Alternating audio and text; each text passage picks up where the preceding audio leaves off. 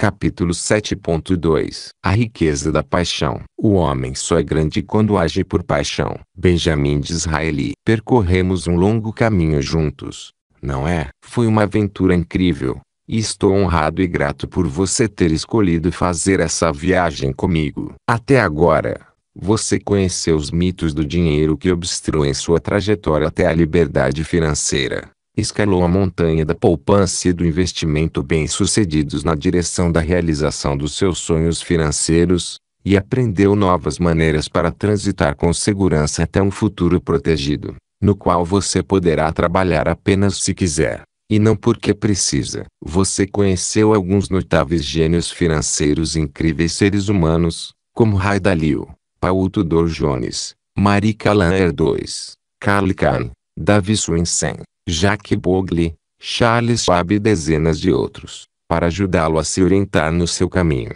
Espero que você volte aos 7 passos simples que aprendeu neste livro repetidas vezes ao longo da vida, a fim de não se desviar dos seus objetivos. Além disso, no fim desta sessão, ofereço uma lista de ações para auxiliá-lo a acompanhar e a manter seu progresso. Paralelamente, você encontrará um sistema de avisos simples, incorporado ao nosso aplicativo, para que permaneça focado. Use esses recursos como uma forma de reforçar seu compromisso com os princípios básicos que vão garantir sua liberdade. Pegar este livro e revisá-lo no futuro pode ser uma maneira útil de lembrar a si mesmo de que você não é fruto das circunstâncias, mas um criador da sua vida. Lembre-se, conhecimento não é poder, ação. Sim, a execução supera o conhecimento todos os dias da semana. Para mim, essa jornada tem sido o auge de décadas de aprendizagem e ensino. E este livro é,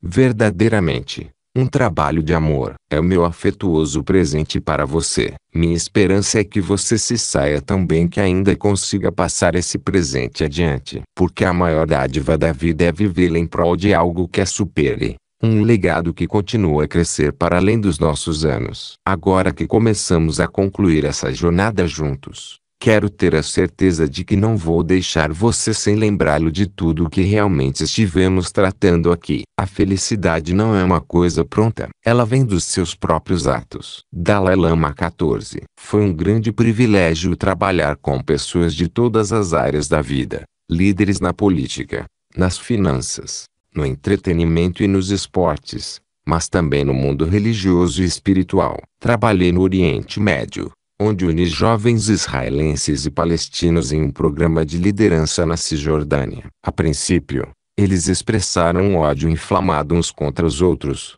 mas, em uma semana, já haviam se tornado grandes amigos, e, por 9 anos, continuaram trabalhando em vários projetos de paz, apoiando-se mutuamente. Como resultado, o Dalai Lama veio visitar a nossa casa no Vale do Sol, e, mais tarde, me convidou para uma conferência interreligiosa de paz em São Francisco, em 2006. Ela aconteceu durante uma semana de abril, quando 3 grandes religiões celebravam um dos seus feriados mais importantes: a Páscoa, para os cristãos, a Páscoa judaica, para os judeus, e o Maulid an-Nabi, o aniversário de Maomé, para os muçulmanos. O sincronismo foi significativo, pois a conferência tinha como objetivo promover a compaixão e a melhor compreensão entre todas as grandes religiões. O Dalai Lama, envolto em vestes cor de açafrão e vermelho intenso, me cumprimentou no salão de baile do Hotel Marco Pickens com um abraço caloroso e uma generosa gargalhada. Ele irradiava calor e alegria, como uma encarnação ambulante e viva da arte da felicidade que ensina. Havia cerca de 1000 pessoas na conferência, mas tive a honra de participar de uma reunião íntima com cerca de 25 dos maiores teólogos e líderes espirituais do mundo, hindus, budistas, episcopais, povos nativos dos Estados Unidos, católicos, judeus, sunitas e xiitas. A lista era extensa. Foi uma experiência fascinante, porque começou como a maioria das conferências desse tipo, com os participantes todos sendo maravilhosos, gentis e elegantes. Mas, então, entramos nos pormenores da vida humana e de conflitos ancestrais, e a ideologia e os dogmas começaram a emergir. A conversa ficou um pouco acalorada, com todos falando ao mesmo tempo e ninguém se ouvindo de fato. Finalmente, o Dalai Lama ergueu a mão, como se fosse um menino em uma sala de aula. Ele não se mostrou aborrecido, mas continuou agitando a mão com um sorriso sereno e divertido no rosto. Aos poucos, as pessoas foram prestando atenção nele, e pode-se dizer que ficaram um pouco constrangidas por estarem discutindo e ignorando seu anfitrião. Quando finalmente se calaram, ele baixou o braço. Senhoras e senhores, com uma coisa todos podemos concordar nesta sala, disse o Dalai Lama. As grandes religiões do mundo estão aqui representadas, e muitos de nós somos considerados líderes dessas crenças. Todos nós temos grande orgulho das nossas tradições individuais, mas acho que não devemos perder de vista o propósito das nossas religiões, e o que as pessoas que representamos realmente querem. Ele fez uma pausa de suspense e disse: o que todas elas querem é ser felizes. Qual é o denominador comum? Perguntou ele, entre o pastor de cabras no Afeganistão e o comerciante financeiro em Nova York, o chefe tribal na África e a mãe de 10 filhos na Argentina, o estilista em Paris e o tecelão no Peru. Todos eles querem ser felizes. Essa é a essência de tudo, disse Sua Santidade. Se o que fazemos gera mais infelicidade, é porque fracassamos redondamente. Mas o que é capaz de gerar a felicidade? Eu sempre ensinei que o sucesso sem realização é o fracasso total. É importante lembrar o que você está buscando verdadeiramente. Aquele senso de alegria, liberdade, segurança ou amor, seja como for que você queira chamá-lo. Cada um de nós encontra um caminho que, acreditamos, conduzirá à felicidade, à realização ou ao significado. E há muitos caminhos. Alguns procuram a felicidade através da religião, da natureza ou dos relacionamentos. Outros pensam que um corpo perfeito, dinheiro, diplomas importantes, filhos ou conquistas profissionais os farão felizes. Mas a verdadeira riqueza, como você e eu sabemos do fundo das nossas almas, não pode ser medida apenas pelo tamanho da sua conta bancária ou pelo número de ativos que você adquiriu ou fez render. Então, qual é o segredo definitivo? A chave para uma vida rica. Aprecie e compartilhe. Mas primeiro você deve agir. Como diz o ditado, se o que você aprende leva ao conhecimento, você se torna um tolo. Mas se o que você aprende leva à ação, você pode se tornar rico. Lembre-se, as recompensas provêm da ação, e não da discussão. Portanto, antes de colocar este livro de lado, dê uma olhada na lista de verificação final e se certifique de que acertou aqueles 7 passos simples e se está no caminho para construir a vida que deseja e merece. Agora, respire fundo e não se esqueça daquilo que estamos tratando. A riqueza é a capacidade de experimentar a vida plenamente. Henri David Thoreau. Todos nós sabemos que existem muitos tipos de riqueza. Riqueza emocional, riqueza nos relacionamentos, riqueza intelectual, riqueza física, sob a forma de energia, força e vitalidade, e, naturalmente, a riqueza espiritual. A sensação de que a nossa vida tem um significado mais profundo,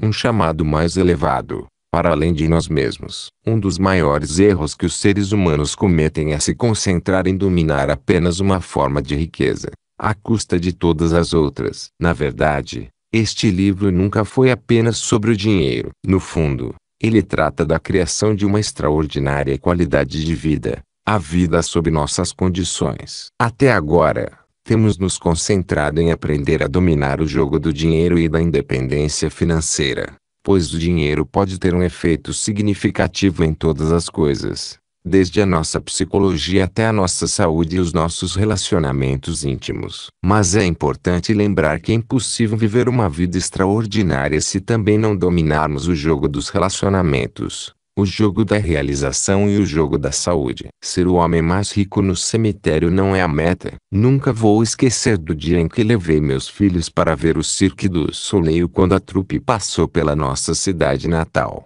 em Del Mar, Califórnia, quase 3 décadas atrás. Tivemos a sorte de conseguir ingressos VIP, com assentos na plateia, bem perto do palco. Era praticamente possível estender a mão e tocar os artistas. Pouco antes de o espetáculo começar, Notei que 3 assentos excelentes ainda estavam vagos ao nosso lado e pensei, uau, alguém vai perder um espetáculo incrível.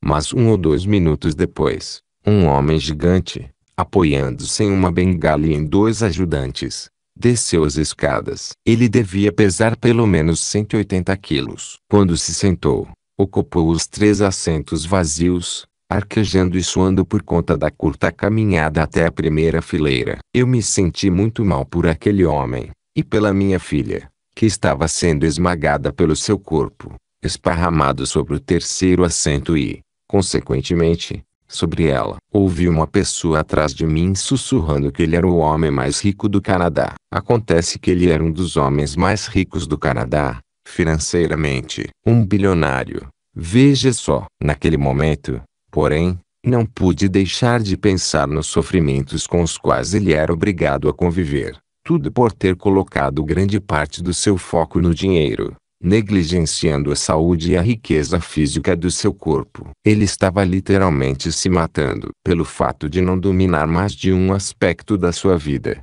Não conseguia desfrutar o que tinha, nem mesmo de uma noite simples e mágica no teatro. Só podemos dizer que estamos vivos naqueles momentos em que os nossos corações estão conscientes dos nossos tesouros. Thornton Wilder. Qual é o sentido da realização máxima se a sua vida não estiver equilibrada? E qual é o sentido de ganhar o jogo se você nunca reserva um tempo para comemorar e apreciar a vida que leva? Não há nada pior que uma pessoa rica cronicamente irritada ou infeliz. Não existe, realmente, nenhuma desculpa para isso, mas eu observo esse fenômeno com bastante frequência. É o resultado de uma vida extremamente desequilibrada, uma vida com muita expectativa e sem apreço suficiente pelo que está diante de nós. Sem gratidão e sem carinho pelo que já conquistamos, nunca conheceremos a realização verdadeira. Como disse Sir John Templeton, se você tiver $1 bilhão e for ingrato,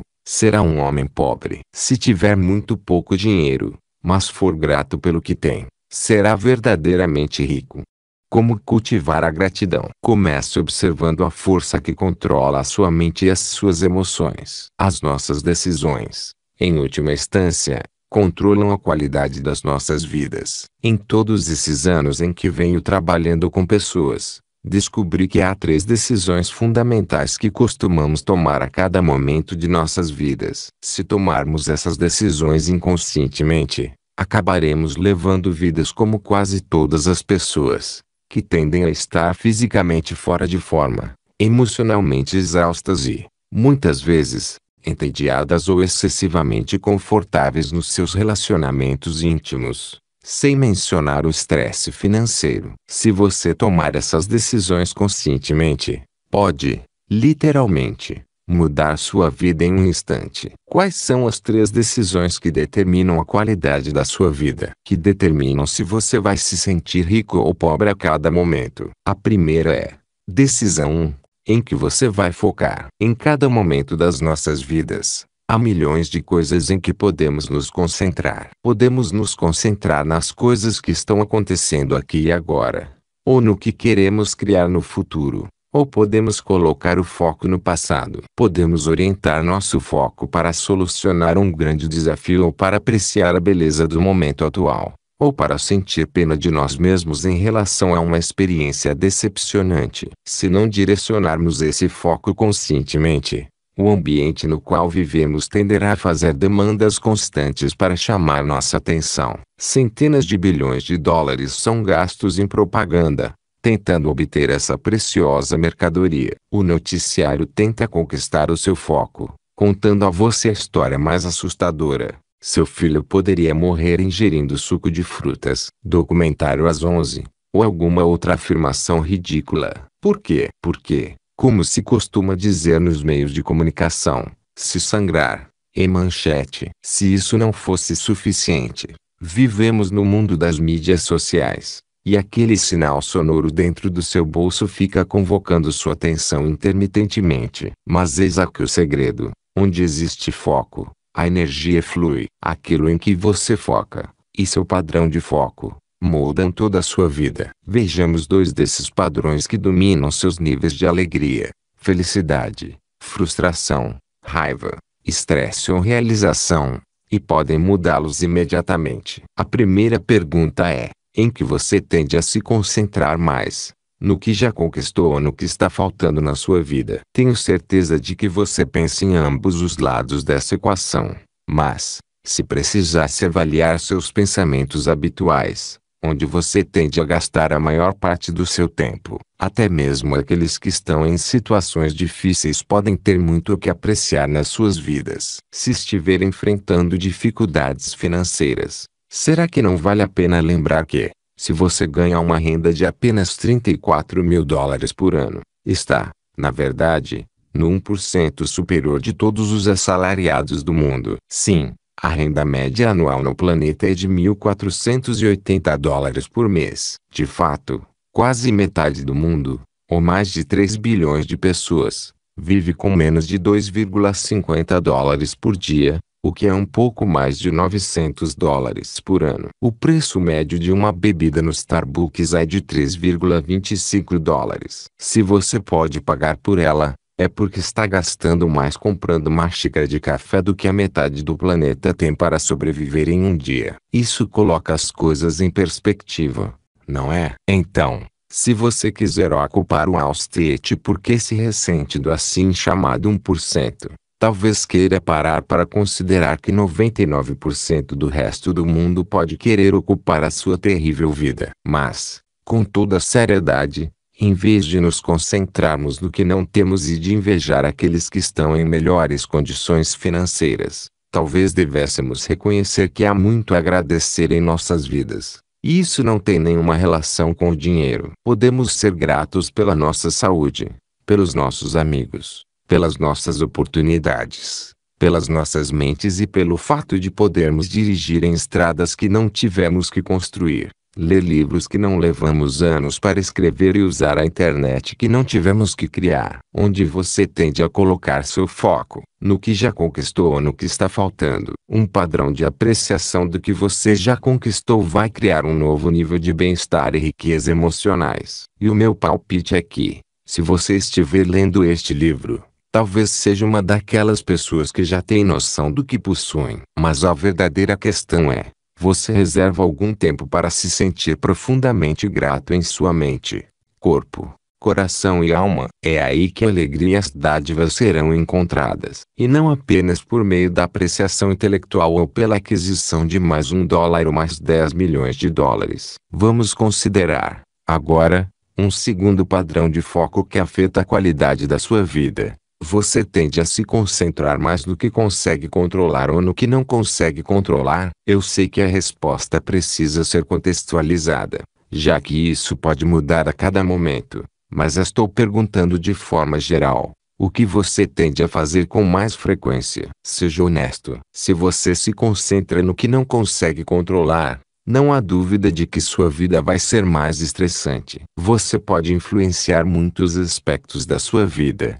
mas não pode controlar os mercados, a saúde daqueles com que você se importa, ou as atitudes dos seus filhos, como qualquer um que tenha convivido com uma criança de 2 anos ou um jovem de 16 anos sabe. Sim, nós podemos influenciar muitas coisas, mas não podemos controlá-las. Quanto mais nos sentimos fora do controle, mais frustrados ficamos. De fato, a autoestima pode ser medida pela sensação de controlar os acontecimentos em nossas vidas, em oposição à sensação de que são os eventos nas nossas vidas que nos controlam. Mas assim que você começar a se concentrar em algo, seu cérebro precisa tomar uma segunda decisão. Decisão 2. O que isso significa? O que isso significa? Essencialmente, o modo como nos sentimos em relação às nossas vidas não tem nada a ver com os acontecimentos de nossas vidas, ou com a nossa condição financeira, ou com o que aconteceu ou deixou de acontecer conosco. A qualidade das nossas vidas é controlada pelos significados que atribuímos a essas coisas. Na maioria das vezes, não nos conscientizamos do impacto dessas rápidas decisões de atribuição de significado que são tomadas com frequência na nossa mente inconsciente. Quando acontece algo que perturba a sua vida, um acidente de carro, um problema de saúde, um emprego perdido, Você tende a pensar que é o fim ou o começo. Se alguém o confronta, essa pessoa está insultando você, treinando você ou, verdadeiramente, cuidando de você. Esse problema devastador significa que Deus o está punindo, desafiando, ou é possível que esse problema seja um presente de Deus? A sua vida adquire o significado que você decidir lhe atribuir. Porque com cada significado vem uma sensação ou emoção únicas. E a qualidade das nossas vidas é onde nós vivemos do ponto de vista emocional. Os significados não afetam apenas a maneira como nos sentimos. Eles afetam todos os nossos relacionamentos e interações. Algumas pessoas acreditam que os 10 primeiros anos de um relacionamento são apenas o começo, que só a partir daí é que se começa a conhecer um ao outro. E isso é realmente emocionante. É uma oportunidade para se aprofundar. Outras pessoas podem estar no 10º dia de um relacionamento e, na primeira vez em que surge uma discussão, acham que é o fim. Agora, me responda. Se você acha que está no começo de um relacionamento, vai se comportar da mesma maneira como se estivesse no fim? Essa pequena alteração de percepção, de significado, pode mudar toda a sua vida em um momento. No início de um relacionamento, se você estiver totalmente apaixonado e seduzido, o que vai fazer pela outra pessoa? A resposta é: qualquer coisa. Se ela pedir que você leve o lixo para fora, é capaz de você pular da cadeira e dizer qualquer coisa que a deixe feliz, querida. Contudo, depois de 7 dias, 7 anos ou 7 décadas, as pessoas dizem coisas como: quem diabos você pensa que eu sou? Seu empregado. E elas se perguntam onde foi parar a paixão em suas vidas. Em várias ocasiões, já afirmei a casais que estão tendo problemas em seus relacionamentos que, se eles fizerem o que costumavam fazer no começo do relacionamento, não haverá um fim. Porque, no início do relacionamento, todos nós somos doadores e não contadores. Não ficamos calculando indefinidamente o significado de quem está doando mais. Todo o nosso foco está apenas em deixar aquela pessoa feliz. E a felicidade dela faz você sentir que sua vida também está repleta de alegria. Vejamos como essas duas primeiras decisões, foco e significado, muitas vezes se combinam para criar um dos maiores tormentos da sociedade moderna: a depressão. Tenho certeza de que você deve se perguntar como é possível que tantas pessoas ricas e famosas, com todos os recursos que você poderia desejar, possam, algum dia, ficar deprimidas. Como é que muitos daqueles que eram amados por milhões de pessoas, e que tinham dezenas de milhões de dólares ou mais, chegaram a ponto de tirar a própria vida? Temos visto isso acontecer eventualmente, com indivíduos extraordinariamente inteligentes, desde empresários até artistas e comediantes. Como isso é possível, especialmente com todos os modernos tratamentos e medicamentos disponíveis? Nos meus seminários, sempre pergunto: quantos de vocês conhecem alguém que está tomando antidepressivos e continua deprimido? Em todos os lugares do mundo, em salas com capacidade para 5.000 a 10.000 pessoas, vejo cerca de 85% a 90% da plateia levantando as mãos. Como isso é possível? Afinal, você está lhes dando uma droga que deveria fazê-las se sentir melhor. Bem, esses antidepressivos, de fato, vêm com rótulos alertando que pensamentos suicidas são um possível efeito colateral. Mas, independentemente de quanto você se drogue, talvez o verdadeiro desafio seja este: se você se concentrar constantemente no que não consegue controlar na sua vida e no que está faltando, não vai ser difícil se desesperar. Se acrescentar a isso um significado como não vale a pena viver esta vida, vai estar criando um coquetel emocional que nenhum antidepressivo será capaz de transpor sistematicamente. Mas eu posso lhe dizer, sem sombra de dúvida, que, se essa mesma pessoa puder conceber um novo significado, uma razão para viver, ou a crença de que tudo isso estava mesmo destinado a acontecer, então ela será mais forte do que qualquer coisa que jamais lhe tenha acontecido. Se ela puder se concentrar regularmente em quem precisa dela, em quem a deseja, em quem a ama, no que ela ainda pretende doar a este mundo, então qualquer pessoa também poderá ser mudada. Como eu sei disso? Porque, em 38 anos trabalhando com pessoas, nunca perdi nenhuma para o suicídio, dos milhares com as quais lidei. E, tomara, espero que nunca perca, embora não haja nenhuma garantia. Quando você consegue fazer com que as pessoas mudem o foco habitual e seus significados, não há mais limites para o que suas vidas podem se tornar. 25 Uma mudança de foco e uma mudança de significado podem, literalmente, mudar sua bioquímica em questão de minutos. Aprender a controlar isso se torna um fator emocional decisivo. De que outra forma é possível explicar o poder e a beleza de pessoas como o grande terapeuta e pensador Viktor Frankl, e de tantos outros que conseguiram superar os horrores de Auschwitz. Eles encontraram sentido inclusive no próprio sofrimento extremo. Foi um significado mais elevado, um significado mais profundo que os fez seguir em frente. Não apenas sobreviver, mas também salvar muitas vidas no futuro, dizendo: isso nunca mais vai acontecer de novo. Todos nós podemos encontrar significado até mesmo na dor. Ao fazer isso, talvez ainda sintamos dor, mas o sofrimento terá ido embora. Portanto, assuma o controle, e lembre-se sempre: o significado equivale à emoção e a emoção equivale à vida. Escolha conscientemente e com sabedoria. Encontre o significado empoderador em todas as coisas, e a riqueza, em seu sentido mais profundo, será sua hoje. Decisão 3. O que eu vou fazer? Quando criamos um significado em nossas mentes, esse significado gera uma emoção, e essa emoção leva a um estado no qual tomamos nossa terceira decisão. O que eu vou fazer? As ações que tomamos são poderosamente moldadas pelos estados emocionais em que nos encontramos. Se estivermos com raiva, vamos nos comportar de maneira bem diferente do que se estivermos propensos a brincadeiras ou ofendidos. Se você quiser moldar suas ações,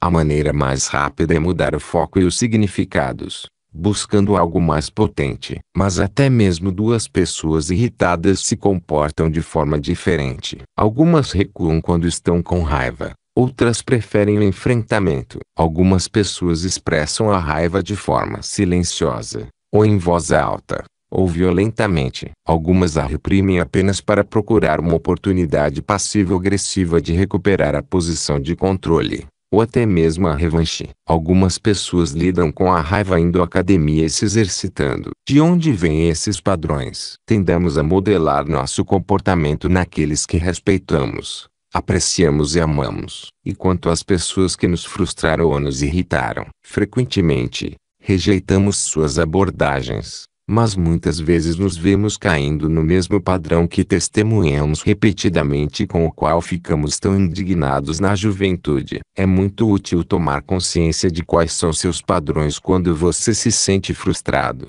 irritado, triste ou solitário, pois você não vai conseguir mudar seu padrão se não estiver ciente dele. Além disso, agora que você está informado a respeito do poder dessas 3 decisões, talvez queira começar a procurar modelos que estejam vivenciando aquilo que você deseja para a sua vida. Posso lhe jurar uma coisa: quem alimenta relacionamentos intensos tem um foco totalmente diferente e chega a significados totalmente distintos para os desafios do relacionamento amoroso em relação às pessoas que vivem discutindo ou brigando, ou aquelas que se julgam mutuamente o tempo todo. Não tem nada de transcendental. Se você se conscientizar das diferenças nesses 3 processos de tomada de decisão, abrirá um caminho que poderá ajudá-lo a criar uma mudança positiva e permanente em qualquer área da sua vida. Aos 18 anos, tomei a decisão de nunca ter outro dia ruim na minha vida. Mergulhei em um mar sem fim de gratidão,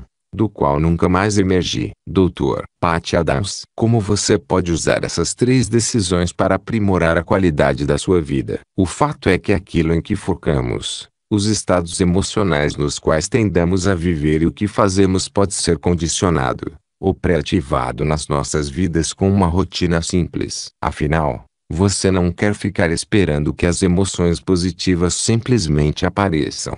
Você quer se condicionar a viver sob os efeitos dela. É como um atleta desenvolvendo um músculo. Você deve se exercitar se quiser ter uma qualidade extraordinária de satisfação, prazer, felicidade e realização na sua vida pessoal, profissional e íntima. Você deve se exercitar para focar, sentir e encontrar os significados mais potentes. Essa prática está enraizada em um conceito da psicologia chamado pré-ativação, no qual palavras, ideias e experiências sensoriais matizam nossas percepções do mundo e afetam nossas emoções, motivações e ações. E se você descobrisse que muitos dos pensamentos que acredita serem seus são, simplesmente, condicionados por gatilhos ambientais ou, em alguns casos, manipulados conscientemente por outras pessoas que perceberam o poder da pré-ativação? Vou dar um exemplo. Dois psicólogos realizaram um estudo 26 em que um estranho entregava aos participantes uma caneca de café quente ou uma xícara de café gelado. Os sujeitos eram convidados a ler sobre um personagem hipotético e solicitados a descrever a verdadeira natureza do personagem. Os resultados foram surpreendentes. Os que receberam o café quente descreveram o personagem como caloroso e generoso, enquanto os que ficaram com o café gelado descreveram como frio e egoísta. Em outro estudo realizado na Universidade de Washington, mulheres de ascendência asiática receberam um teste de matemática. Antes do teste, elas responderam a um breve questionário. As mulheres que foram convidadas a identificar sua etnia obtiveram resultados 20% superiores no teste de matemática. Mas, para aquelas que foram convidadas a preencher o gênero em vez da etnia, o simples ato de escrever que eram mulheres produziu resultados significativamente mais modestos. Esse é o poder da pré-ativação sob a forma de condicionamento cultural. Ela afeta nossos padrões inconscientes, restringindo ou libertando nosso verdadeiro potencial. Podemos fazer uso desse fenômeno desenvolvendo uma prática diária de 10 minutos para pré-ativar nossa mente e nosso coração para a gratidão, a emoção que elimina a raiva e o medo. Lembre-se, quando se é grato, não se pode sentir raiva simultaneamente. Não se pode sentir medo e ser grato simultaneamente. É impossível. Eu começo todos os dias com um mínimo de 10 minutos. Paro, fecho os olhos e, durante aproximadamente 3 minutos, reflito sobre as coisas pelas quais sou grato: o vento no meu rosto, o amor na minha vida, as oportunidades e as bênçãos que experimento. Não me concentro apenas nas grandes coisas. Faço questão não apenas de observar, mas também de sentir um profundo apreço pelas pequenas coisas que enriquecem a vida. Durante os 3 minutos seguintes, peço saúde e bênçãos para todos aqueles que amo, conheço e tenho o privilégio de sensibilizar, minha família, amigos, clientes e o estranho que poderei conhecer hoje. Envio amor, bênçãos, gratidão e desejos de fartura para todas as pessoas. Por mais piegas que pareça, esse é o verdadeiro ciclo da vida. Gasto o tempo restante com o que chamo de 3 para prosperar. 3 coisas que eu gostaria de realizar. Imagino-as como se elas já tivessem sido alcançadas, e tenho uma sensação de comemoração e gratidão por isso. A pré-ativação é um presente importante para si mesmo. Se você fizer isso por 10 dias, ficará viciado. Eis aqui um link para você começar: www.tonyrobbins.com. Essa prática simples é importante, porque muitas pessoas dizem que são gratas, mas não reservam um tempo para serem gratas. Na vida, é muito fácil perder de vista a beleza e a graça daquilo que já temos. Se não fizermos algo conscientemente todos os dias para plantar as sementes corretas em nossa mente, então as ervas daninhas, frustração, raiva, estresse, solidão, tendem a se infiltrar. Não é preciso plantar ervas daninhas,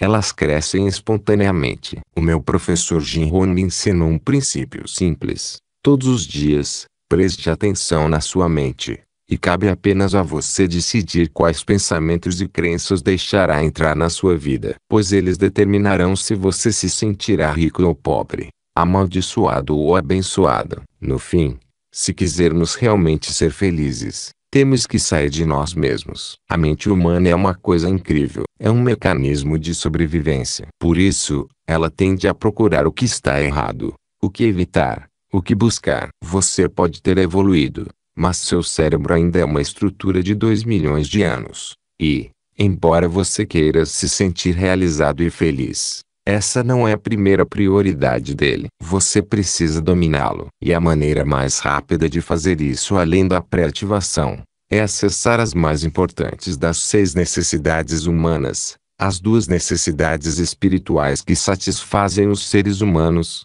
crescimento e contribuição. A razão principal para eu acreditar que todos nós temos o desejo de crescer é porque, quando fazemos isso, temos algo a oferecer. É aí que a vida ganha seu significado mais profundo. Receber pode fazer você se sentir bem por um momento, mas nada supera o nirvana de ter algo para doar, pois isso vai tocar profundamente alguém ou alguma coisa para além de si mesmo. Todas as pessoas podem ser grandes, porque todas podem servir. Dr. Martin Luther King Jr. Se for realmente verdade que doar é o que nos faz sentir plenamente vivos, então talvez o teste final dessa teoria seja verificar como é a vida daqueles que se dispõem a doar suas vidas para algo em que acreditam. Um dos meus maiores heróis do século passado foi o líder dos direitos civis Martin Luther King Jr. Recentemente, seu filho mais velho homônimo, Martin Luther King III, esteve em Fiji para o evento Encontro com o Destino, organizado por mim. Tive a oportunidade de lhe dizer quanto seu pai me inspirou, porque ele viveu a vida movido pela paixão. Ele sabia qual era o seu destino. Quando criança, lembro de ter ouvido suas palavras: um homem que não morreria por algo não é digno de viver. A verdadeira riqueza irrompe na sua vida no momento em que você encontra algo com que se importa tão profundamente que é capaz de dar tudo de si, até mesmo a própria vida, se necessário. Nesse momento, você terá escapado, finalmente, da tirania da sua mente, dos seus próprios medos, do seu próprio senso de limitação. Uma tarefa árdua, eu sei, mas também sei que a maioria de nós daria a vida pelos nossos filhos, nossos pais ou nossos cônjuges. Quem encontra uma missão que o toma por inteiro descobre as incomparáveis riquezas da energia e do significado. A riqueza da paixão. Provavelmente você já ouviu falar da adolescente paquistanesa Malala Yousafzai. Ela foi baleada na cabeça por terroristas talibãs porque teve a audácia de insistir que as meninas tinham o direito de ir à escola. Uma bala atravessou sua órbita e se instalou no crânio, quase a levando à morte. Milagrosamente, a bala não atingiu o cérebro. Malala sobreviveu aos terríveis ferimentos e se tornou uma ativista internacional para o empoderamento de meninas e mulheres. O homem que atirou nela permanece livre, e o Talibã ainda ameaça matá-la. Mas ela os desafia abertamente. Em um discurso perante as Nações Unidas no seu aniversário de 16 anos, Malala disse que não tem medo. Eles pensavam que aquela bala nos silenciaria, mas fracassaram. E desse silêncio vieram milhares de vozes. Os terroristas pensavam que iria mudar meus objetivos e deter minhas ambições, mas nada mudou na minha vida, exceto isso: fraqueza, medo e desesperança morreram. Força, fervor e coragem nasceram. Em uma entrevista com Malala, Destiny Amanpour, da CNN, perguntou à jovem se ela temia por sua vida. Malala respondeu: o fato é o seguinte, eles podem me matar. Eles só podem matar Malala. Mas isso não significa que eles também possam matar a minha causa pela educação, a minha causa pela paz e a minha causa pelos direitos humanos. A minha causa pela igualdade ainda sobreviverá. Ponto. Eles só conseguem atirar em um corpo, mas não conseguem atirar nos meus sonhos. Essa jovem de 16 anos dominou aquelas 3 decisões. Ela está focada no que importa. Ela encontrou uma missão para além de si mesma, que dá sentido à sua vida. E as suas ações são destemidas. Embora possamos não ser chamados a colocar nossas vidas em perigo assim como Malala, todos nós podemos escolher viver sem medo, apaixonadamente e com gratidão ilimitada. Então, vamos virar a página e concluir nossa jornada de construção de riqueza junto com a lição mais importante de todas: o segredo definitivo.